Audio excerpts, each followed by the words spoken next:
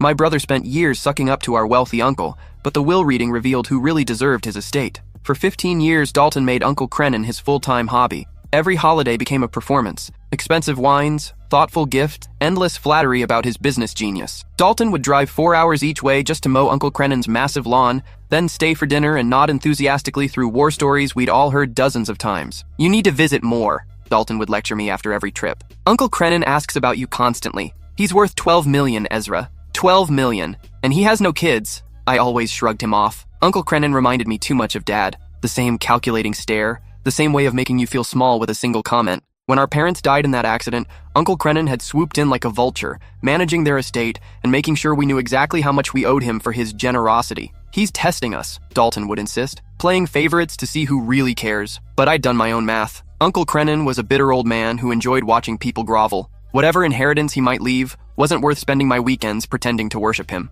Meanwhile, Dalton doubled down. He remembered Uncle Crenan's birthday, sent Christmas cards, even named his son after him. When Uncle Crenan mentioned wanting to try golf, Dalton immediately signed up for lessons. When he complained about his housekeeper, Dalton's wife started cleaning his house weekly. "You're making a huge mistake," Dalton warned me last Christmas. "He talks about updating his will constantly. You think your pride is worth millions?" Last month, Uncle Crenan had a massive heart attack in his sleep. At the funeral, Dalton wore his most expensive suit and delivered a tearful eulogy about losing his mentor and father figure. He spoke about Uncle Crenan's wisdom, his generosity, his irreplaceable guidance. I sat in the back row, watching the performance. The will reading was scheduled for yesterday afternoon. Dalton arrived with a leather portfolio and his accountant, ready to discuss tax implications and estate planning. He'd already researched Uncle Crenan's Porsche and started looking at penthouses downtown. The family lawyer, a stern woman named Ms. Rivera, cleared her throat and began reading from the thick document. "To my nephew Dalton, who spent so many dedicated years visiting me and caring for my needs." Dalton straightened in his chair, practically glowing with anticipation. "I leave my complete collection of vintage fishing lures and tackle boxes, valued at approximately $400. The color drained from Dalton's face completely. "To my nephew Ezra, who maintained his integrity and refused to participate in obvious manipulation." My stomach dropped to the floor. "I leave my entire estate, including all properties, business investments, vehicles, and liquid assets, totaling $11.7 million. Dalton erupted from his chair. "This is impossible! I was there every single week. I cared for him. I sacrificed everything." Mrs. Rivera handed me a sealed envelope with my name written in Uncle Crenan's distinctive handwriting. Inside was a letter that made my hands shake. "Ezra, your father always said you were too proud for your own good. I spent 15 years watching Dalton's transparent greed while respecting your principled distance. The estate includes assets Dalton knows nothing about. Tomorrow night, check the basement safe behind the furnace. The combination is your mother's birthday. What you find there will change everything you thought you knew about our family." I couldn't fit what happens next in this short video. Watch the rest down below. I drove home in a daze, Uncle Crenan's letter burning a hole in my jacket pocket. $11.7 million. The number kept bouncing around my skull like a pinball. My phone buzzed constantly. Dalton calling, texting, probably having a complete breakdown somewhere. I ignored every call. That night, I couldn't sleep. I kept thinking about Mom's birthday, March 15th, 1953. 03 to 15 to 53. What could Uncle Crenan have hidden that was so important? And what did he mean about changing everything I thought I knew about our family? The next evening, I waited until after dark before driving to Uncle Crenan's house. I still had the spare key from when I'd helped clean out his refrigerator after the funeral. The massive Tudor-style mansion sat empty and dark, its Gothic windows staring down at me like disapproving eyes. I'd only been in the basement once before, years ago, when Uncle Crenan had asked me to help move some storage boxes. It was a finished space with wood paneling and fluorescent lights that cast everything in an eerie yellow glow. The furnace dominated one corner, a hulking metal beast that had probably been installed sometime in the 1970s. Behind it, just as Uncle Crenan had described, was a wall safe I'd never noticed before. It was painted the same beige color as the paneling, perfectly camouflaged. My hands trembled as I entered Mom's birthday. The lock clicked open. Inside were 3 items: a thick manila folder, a small wooden box, and a VHS tape labeled, "For Ezra. Watch this first." I stared at the VHS tape. Who the hell still owned a VCR? Then I remembered seeing one upstairs in Uncle Crenan's den, probably left over from the 1990s. I grabbed everything and headed back up. The tape was old and scratchy, but the image was clear enough. Uncle Crenan appeared on screen, sitting in his leather chair, looking directly into the camera. He was thin and frail. This had been recorded recently, probably just weeks before his death. "Ezra," his voice crackled through the television speakers. "If you're watching this, then you've inherited more than money. You've inherited the truth." He paused, coughing violently for almost 30 seconds. "Your father and I weren't just brothers. We were business partners, and our business wasn't exactly legal." My blood turned to ice. For 40 years, we ran one of the most successful money laundering operations on the East Coast. Casino profits, drug money, political bribes. If it was dirty, we cleaned it. Your father handled the street connections. I managed the legitimate businesses that washed everything clean. The room started spinning around me. The night your parents died? That wasn't an accident, son. They were murdered. I couldn't breathe, couldn't think, couldn't process what I was hearing. Uncle Crenan leaned forward, his eyes boring into the camera. Your father wanted out. He'd found Jesus, started going to church, talking about coming clean, said he couldn't look at you boys anymore, knowing what kind of blood money was paying for your college educations. The people we worked for don't believe in retirement. Hot tears were streaming down my face. I know what you're thinking. Why didn't I protect him? Why didn't I warn him? Uncle Crenan's voice broke. I tried. I begged him to be smart about it, but Thomas always was stubborn as a mule. Just like you. He sat back, suddenly looking every one of his 78 years. The accident report will say mechanical failure, brake lines severed by road debris. But I know better. I've been living with that knowledge for 22 years. Watching you boys grow up, knowing I could never tell you the truth without putting you in danger. The tape paused for a moment as Uncle Crenan struggled to compose himself. The folder contains evidence. Names, dates, financial records, photographs. Everything you need to bring down the entire network. The wooden box contains something your father left for you boys. Something he made me promise to keep safe until you were old enough to understand. Uncle Crenan stood up, moving closer to the camera. Dalton can never know about any of this. He's weak, Ezra. He'd sell out his own grandmother for the right price. But you're just like Thomas. Too damn principled for your own good. That's why I'm trusting you with this. The image flickered as Uncle Crenan adjusted something off camera. You have 3 choices. Take the money and burn everything else. Pretend this conversation never happened. Live your life knowing the truth but doing nothing about it. He held up 2 fingers. Option 2. Go to the FBI. Turn over everything. Watch a dozen crime families crumble. But know that you'll spend the rest of your life looking over your shoulder. These people have long memories and longer reach. A 3rd finger went up. Option 3. Use the evidence strategically. Play the game. Take them down piece by piece from the inside. It's dangerous as hell, but it's the only way to truly win. Uncle Crenan walked back to his chair and sat down heavily. Whatever you choose, know this. I loved your father more than my own life, and I've spent every day since his death trying to figure out how to make things right. This inheritance? It's not just money, son. It's justice. It's revenge. It's everything your father died for. The screen went black. I sat in Uncle Crenan's den for 3 hours, staring at the blank television screen. Then I opened the manila folder. The contents made me physically sick. Photographs of my father shaking hands with men I recognized from newspaper articles about organized crime. Financial statements showing millions of dollars flowing through Uncle Crenan's construction company. Detailed records of bribes paid to judges, police commissioners, city council members. And at the bottom of the pile, a copy of the accident report from the night my parents died. Someone had highlighted a single line in yellow. Preliminary investigation suggests possible mechanical tampering, but conclusive evidence destroyed in subsequent fire. My hands were shaking so badly I could barely open the wooden box. Inside was a letter in my father's handwriting, along with something that made my heart stop. Mom's engagement ring, the one she'd been wearing when they died, the one that should have been buried with her. The letter was dated 3 days before the accident. My dear boys, if you're reading this, then I'm gone, and Crenan has finally found the courage to tell you the truth. I'm sorry. Sorrier than you'll ever know. The money that paid for your baseball uniforms, your school trips, your college applications, all of it came from blood. I told myself I was providing for my family, but I was really just feeding my own greed. I tried to get out. I tried to do the right thing. But some mistakes follow you to the grave and beyond. The engagement ring belongs to you, Ezra. Your mother always said you'd know what to do with it when the time came. She believed you had your grandfather's moral compass, the one that always points toward justice, no matter the cost. Dalton is weak. Protect him from this knowledge. But if you choose to act on what Crenan has told you, know that I'm proud of you. Know that everything I did wrong, you have the chance to make right. Love always, Dad. I held Mom's ring up to the light. It was exactly as I remembered, a simple solitaire diamond that caught the light and threw rainbows across the wall. She used to let me play with it when I was little, fascinated by how something so small could create so much beauty. Now it felt like holding a piece of evidence in my own parents' murder. My phone rang. Dalton. Ezra, what the hell is going on? Ms. Rivera won't return my calls. I'm hiring a lawyer to contest the will. This is insane. Uncle Crenan was clearly suffering from dementia. No rational person would— Stop, I said quietly. Stop what? Stop fighting for what's rightfully mine? I invested 15 years of my life in that relationship. I earned that inheritance.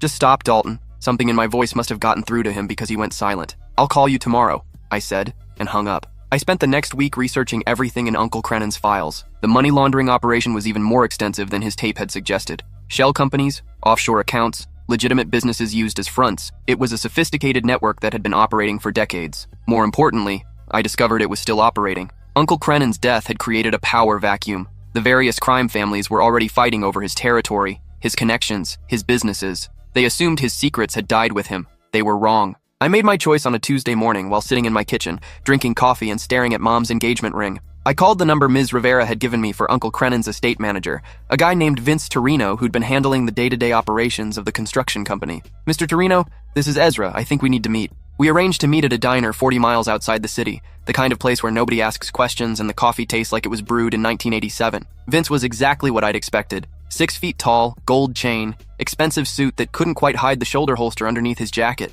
"Kid," he said, sliding into the booth across from me. "I gotta be honest. I was surprised when Crennan left everything to you. We all figured it would be your brother." "Yeah, well, Uncle Crennan was full of surprises." Vince laughed, but his eyes stayed cold. "That he was. So what can I do for you? You want to sell the construction company? I got buyers lined up already. Actually, I want to expand it." That got his attention. "Expand how?" I leaned forward, lowering my voice. "I know what Uncle Crennan's business really involved. I know about the laundering operation, and I know it's been rudderless since he died." Vince's hand moved slightly toward his jacket. "That's some serious accusations, kid." "Not accusations, facts." I pulled out one of the financial statements from Uncle Crennan's files. "This is from 2019. $15 million in cash deposits over 6 months, all structured to avoid federal reporting requirements. The Sanchez family's casino profits, if I'm reading the codes correctly." The color drained from Vince's face. "Where did you get this?" Uncle Crennan was thorough. He kept records of everything. I put the paper back in my jacket. "The question is, do you want to keep working? Or do you want to watch everything fall apart while the families tear each other to pieces?" Vince stared at me for a long moment. "You're either very smart or very stupid, kid. I can't figure out which. Smart enough to know that chaos is bad for business, and stupid enough to think I can do something about it." He smiled, the first genuine expression I'd seen from him. "Crennan always said you were the dangerous one, said Dalton was all flash and no substance, but you were the one who could cut someone's throat while smiling. Uncle Crennan said a lot of things. So what exactly are you proposing?" I took a deep breath. This was it, the point of no return. "I'm proposing we consolidate everything under new management. My management. Uncle Crennan's network, but modernized. Cleaner, more efficient. Less violence. And what makes you think the families will go along with this? Because the alternative is war, and war is expensive." Vince considered this, drumming his fingers on the Formica table. "You realize if you're playing me, if this is some kind of setup, you're a dead man? If I was setting you up, would I be sitting here having this conversation?" He laughed again. "Fair point. All right, kid. I'll set up some meetings, but understand, these people don't give second chances. You better know what you're doing." "I do." I was lying. Over the next month, I met with representatives from 5 different crime families. Each meeting was a delicate dance of implied threats and careful negotiations. I had to project confidence I didn't feel while navigating conversations where one wrong word could get me killed. The breakthrough came during a meeting with Sophia Marcelli, who ran the family's operations after her husband's conviction on federal racketeering charges. She was in her 50s, impeccably dressed, with eyes that could freeze blood. "Your uncle was reliable," she said, cutting into her steak with surgical precision. 20 years, never a problem, never a leak. But you're an unknown quantity." "Unknown quantities can be advantages," I replied. "Nobody sees them coming." She smiled. "Ambitious, I like that. But ambition without experience usually ends in bloodshed." I pulled out a folder I'd prepared specifically for this meeting. "I've spent the last month studying every aspect of Uncle Crennan's operation. I found inefficiencies, places where money was lost, where risks were unnecessarily high. I have proposals for improvement." Sophia opened the folder and her eyebrows went up. "Digital currency integration, cryptocurrency exchanges, blockchain obfuscation." She looked up at me. "You understand this technology?" "Better than Uncle Crennan did. Better than any of his competitors." This was actually true. I'd spent 3 years working in financial technology before Uncle Crennan's death, specializing in digital payment systems. It was knowledge I'd never expected to use for money laundering, but life has a twisted sense of humor. "Show me," Sophia said. I spent the next hour walking her through a complete modernization of the money laundering process. Instead of relying on cash-heavy businesses like Uncle Crennan's construction company, I proposed a network of cryptocurrency exchanges, digital wallet services, and blockchain-based transactions that would be virtually impossible for federal authorities to track. This could increase efficiency by 60%, I concluded, and reduce federal exposure by over 90%. Sophia closed the folder slowly. "If this works, you could revolutionize how we do business. It will work. And if it doesn't, then you'll have one less problem to worry about." She laughed, a sound like broken glass being swept up. "I'm going to recommend the consortium accept your proposal. But understand, boy, this isn't a trial run. You succeed or you disappear. Permanently. Understood." 3 weeks later, I was officially running a $12 million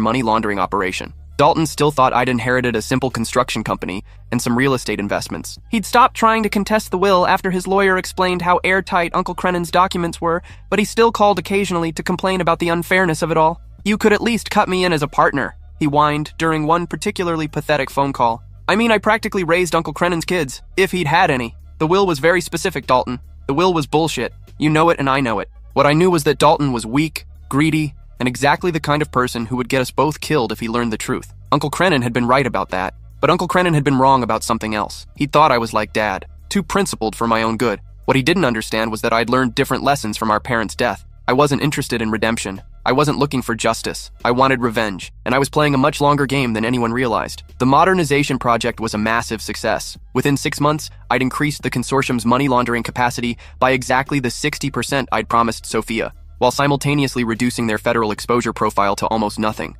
Cash transactions were largely eliminated. Paper trails disappeared into blockchain encryption. Federal investigators found themselves chasing digital ghosts. More importantly, I was building a comprehensive database of every person, every transaction, every crime that passed through my network. Names, dates, amounts, methods, everything. I was creating the most detailed criminal intelligence file in American history, and I was preparing to burn it all down. The plan was elegant in its simplicity. I would spend 2 years establishing myself as indispensable to the consortium. I would modernize their operations, increase their profits, and gain their complete trust. Then I would hand everything over to the FBI, but not before ensuring that every single person responsible for my parents' death was destroyed. It started with Vincent Torino. I'd discovered through Uncle Crennan's files that Vince had been the one who actually tampered with Dad's brake lines. He'd been paid $50,000 to make it look like an accident. The order had come from Antonio Sanchez, but Vince had been the trigger man. 3 months into my operation, I arranged for Vince to be caught in a federal sting operation targeting a completely different crime family. I provided the FBI with detailed financial records showing Vince laundering money for the DeMarco family, a rival consortium that had been trying to muscle in on our territory. Vince was arrested at his daughter's wedding reception. He died in federal custody 3 days later, officially ruled a suicide but actually murdered by DeMarco associates who thought he might flip. One down. Antonio Sanchez was next. The old man had retired to Florida after ordering my parents' murders, living in a waterfront mansion and pretending to be a legitimate businessman. I spent 6 months building a case against him using his own financial records. Payments to hitmen, bribes to police, detailed accounting of every murder he'd ordered over the past 20 years. But I didn't hand him over to the FBI. Instead, I leaked the information to Hector Ruiz, a rival crime boss whose brother had been killed by Sanchez in 1998. I made sure Hector understood that Sanchez had been skimming money from their joint ventures for decades, stealing millions that should have been split equally. Sanchez was found floating in Biscayne Bay 2 weeks later, his throat cut from ear to ear. 2 down. By the end of my first year, I'd eliminated 4 of the 7 men directly responsible for my parents' death. The other 3 had died of natural causes in the intervening decades, robbing me of the satisfaction but serving justice nonetheless. The consortium members thought I was a prodigy, a criminal mastermind who'd revolutionized their business and eliminated their enemies with surgical precision. They were grooming me for higher positions within the network. There was talk of expanding into European markets, South American connections, Asian partnerships. They had no idea they were building their own execution chamber. Dalton, meanwhile, had moved on from complaining about the will to trying to ingratiate himself with my success. He'd heard through family friends that I was doing well with Uncle Crennan's businesses, and he started calling with investment opportunities and partnership proposals. "I've been thinking," he said during one particularly annoying conversation. "Maybe we should combine our resources. I've got some connections in the pharmaceutical industry that could really complement what you're doing with construction." "What exactly do you think I'm doing with construction, Dalton?" "Building things, renovating things, making money." He paused. "Look, I know you think I'm just bitter about the inheritance, but I'm trying to move past that. We're family. We should be working together. Family." The word tasted like poison in my mouth. "I'll think about it," I lied. "Really? That's great. I actually have this proposal I've been working on. It's about government contracts, infrastructure projects. There's serious money involved, Ezra. Serious money." I could practically hear him salivating through the phone. "Send me the details." What Dalton sent me was a half-baked scheme to bid on municipal construction contracts using inside information he'd gotten from his wife's cousin, who worked in the city planning department. It was penny anti-corruption that would have netted maybe $200,000 while exposing us to massive federal liability. It was also exactly the kind of stupid, greedy move that would get the attention of every federal investigator within 500 miles. "This is interesting," I told him during our next conversation, "but I think we need to expand the scope. Make it worth our while." "Expand how?" "Meet me for dinner tomorrow night. Luigi's on 5th Street. We'll discuss the details." I spent that afternoon making sure every aspect of Dalton's life was documented and recorded. His bank accounts, his mortgage payments, his wife's shopping habits, his kids' school expenses, everything. At dinner, I laid out an expanded version of his municipal corruption scheme. Instead of bidding on single contracts, I proposed creating a network of shell companies that would dominate the entire municipal construction market. We'd bribe city council members, planning commissioners, budget administrators, everyone involved in the process. "This could net us $50 million over 5 years, I told him, watching his eyes light up with greed. "50 million? Jesus, Ezra. How do we make that happen? Carefully, methodically, and with complete deniability. What I was actually proposing was a federal conspiracy case that would send Dalton to prison for the rest of his life. Every conversation was recorded. Every meeting was documented. Every bribe was traced. But I made sure Dalton thought he was the mastermind. Over 6 months, I guided him through increasingly serious criminal acts while maintaining careful distance from anything that could be traced back to me. He recruited the corrupt officials. He structured the bribery payments. He organized the shell companies. I just provided advice and connections. When the FBI finally moved, they found a conspiracy involving 12 city officials, 18 shell companies, and over $30 million in fraudulent contracts. Dalton was identified as the ringleader based on his own phone records and financial transactions. He was arrested at his son's Little League game. During the perp walk, he kept screaming about how this was all a mistake, how he was just following my advice, how I was the real criminal. But the FBI had no evidence connecting me to any of it. As far as they could tell, I was a legitimate businessman who'd been manipulated by my greedy brother. "Ezra!" Dalton shouted as they loaded him into the federal transport vehicle. "You did this to me! You set me up!" I watched from across the parking lot, wearing sunglasses and a baseball cap. Our eyes met for just a moment. I smiled. Dalton got 25 years in federal prison. His wife divorced him within 6 months. His kids changed their last names. His house was seized as proceeds of criminal activity. 3 down. With Dalton destroyed and the original murderers eliminated, I was ready for the final phase of my plan. I'd spent 2 years building the most detailed criminal intelligence database in American history. I had financial records, communication intercepts, photographic evidence, and personal testimony that could destroy every major crime family on the East Coast. I also had Mom's engagement ring, which I'd been carrying in my pocket every day for 2 years. The ring that was supposed to point me toward justice. The ring that had instead pointed me toward something much darker. I met with FBI Special Agent Caroline Henley on a Tuesday morning in March, exactly 24 years after my parents' death. Agent Henley was a specialist in organized crime investigations, with a reputation for building airtight cases against impossible targets. "Mr. Morrison," she said, shaking my hand in the parking garage where we'd arranged to meet. "I understand you have information about criminal activities. More than information. I have evidence, names, dates, financial records, recordings, everything you need to prosecute the largest organized crime network in American history." Her eyes narrowed. "What kind of evidence?" I handed her a single file folder containing just a fraction of what I'd collected. Sample documentation, financial records showing money laundering operations totaling over $2 billion, communication intercepts proving conspiracy charges against 47 individuals, photographic evidence of murders, extortion, and political corruption spanning 6 states. Agent Henley opened the folder and her mouth fell open. "How did you obtain this information? Does it matter?" "It matters if we want to use it in court." I pulled out my phone and showed her a video recording. Me, sitting in Uncle Crennan's den 2 years earlier, discovering the safe behind the furnace. My uncle left me information about criminal activities he'd been forced to participate in. I've spent 2 years gathering additional evidence while working undercover. This wasn't technically a lie. I had been undercover. I just hadn't been working for law enforcement. Undercover for whom? For myself. These people killed my parents. I wanted justice. Agent Henley studied my face for a long moment. "And now you're ready to turn this over?"